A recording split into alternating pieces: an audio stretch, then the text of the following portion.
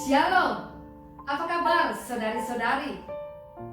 Walaupun banyak di antara kita yang mulai jenuh dengan keterbatasan akibat pandemi, tapi saya yakin kita semua tetap dapat bersikap positif dan optimis. Amin. Puji Tuhan, kita jumpa lagi dalam pemahaman Alkitab Komisi Perempuan Dorcas. Saudara-saudariku, dalam masa-masa stay at home seperti ini, tentu banyak di antara kita yang menghabiskan waktu untuk menonton serial-serial drama televisi, entah drakor atau FTV buatan negeri sendiri. Digambarkan di sana banyak tokoh-tokoh perempuan yang bikin gemes, bukan karena imut, tetapi lebih karena sikap lakunya yang bikin emosi. Ada yang jadi pelakor, ada yang jadi rentenir, ada yang mulut pedasnya level 20, ada yang ratu tega menindas orang kecil lemah, ada yang suka banget bergosip seperti tokoh Butejo yang viral sekarang ini. Penggambaran-penggambaran perempuan yang demikian berakar dari stereotyping atau pelabelan, bahwa perempuan itu nyinyir, suka bergosip, suka bersaing sesama perempuan, tidak logis, gila harta, dan lain-lain. Benarkah demikian? Apakah semua label-label negatif itu hanya ditemui dalam diri perempuan? Dan apakah perempuan tidak mampu bertindak di luar label-label tersebut? Tentu bisa.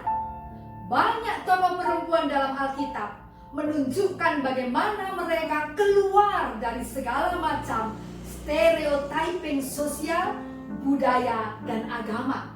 Mereka menunjukkan kepribadian yang unggul, berkeyakinan iman, dan berdampak positif bagi kehidupan. Sebagaimana tokoh kita kali ini, Abigail. Siapakah Abigail? 1 Samuel 25 ayat 2, khususnya ayat 3, dikatakan di situ, di Maon ada orang yang mempunyai perusahaan di Karmel. Orang itu sangat kaya, dikatakan. Ayat 3, nama orang itu Nabal dan nama istrinya Abigail. Perempuan itu dikatakan bijak dan cantik.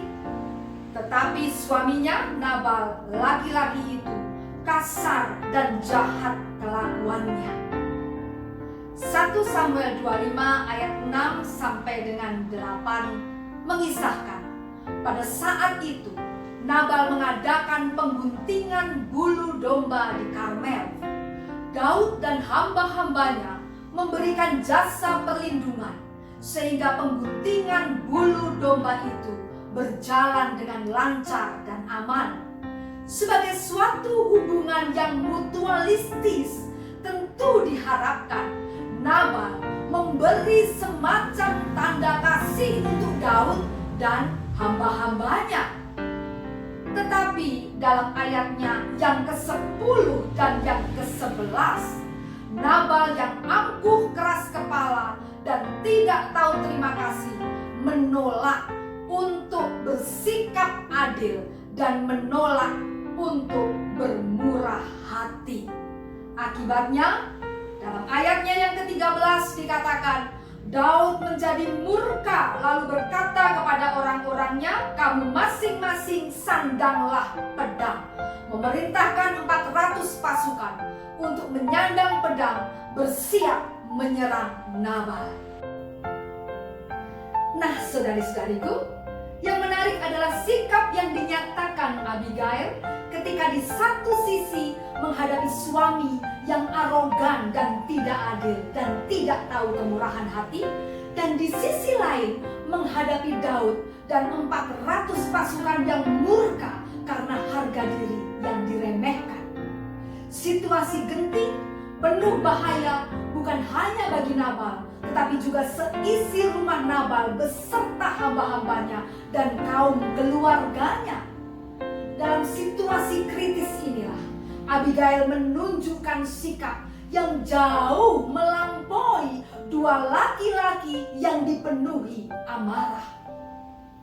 Satu catatan penting, mengapa bujang Nabal justru melaporkan situasi genting ini pada Abigail dan bukan pada Nabal atau siapapun dari kaum Nabal?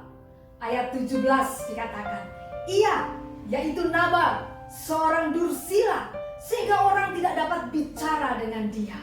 Apa artinya? Artinya Nabal begitu degil dan jahat sampai-sampai mereka menyerah untuk bicara dengan Nabal dan lebih memilih bicara kepada Abigail. Jelas ini sebuah pujian, pengakuan bahwa Abigail lebih logis, lebih open mind dan bijaksana. Ia dipercaya mampu memberi solusi yang tepat. Apa yang kemudian dilakukan Abigail? Abigail menemui Daud dengan membawa upeti, dikatakan pada ayatnya yang ke-18. Upeti ini sebagai tanda hubungan yang adil dan bertimbal balik.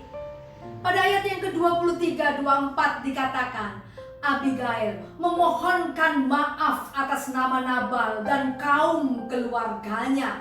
Dalam ayat itu juga nampak bahwa Daud kemudian menjadi reda amarahnya.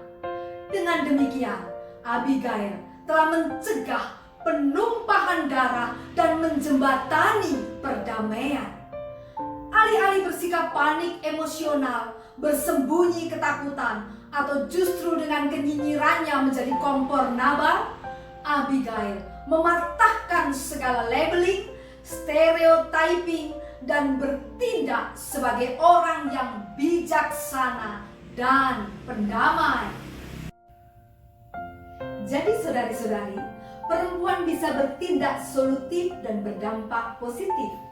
Di antara dua pihak yang bertikai, dalam situasi yang genting, perempuan tampil sebagai jembatan, menjadi agen perdamaian, menjembatani perbedaan, menciptakan harmoni kehidupan. Segala macam label bias dan diri perempuan yang telah disematkan berabad-abad tidak akan luntur dengan sendirinya. Perempuan harus melawan dan mematahkannya dengan keyakinan diri bahwa perempuan diciptakan dengan citra Allah dalam dirinya.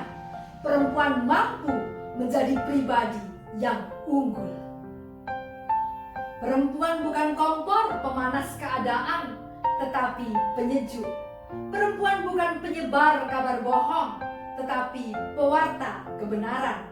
Perempuan bukan agen persaingan dan permusuhan, tetapi agen perdamaian. Perempuan tidak hanya bertindak berdasarkan emosi, tetapi juga mampu bersikap logis dan bijak. Selamat berjuang saudari-saudariku, menyatakan kebijaksanaan dan menjadi pendamai di tengah perbedaan dan pertentangan. Tuhan memberkati. Stay safe, stay positive, and be wise.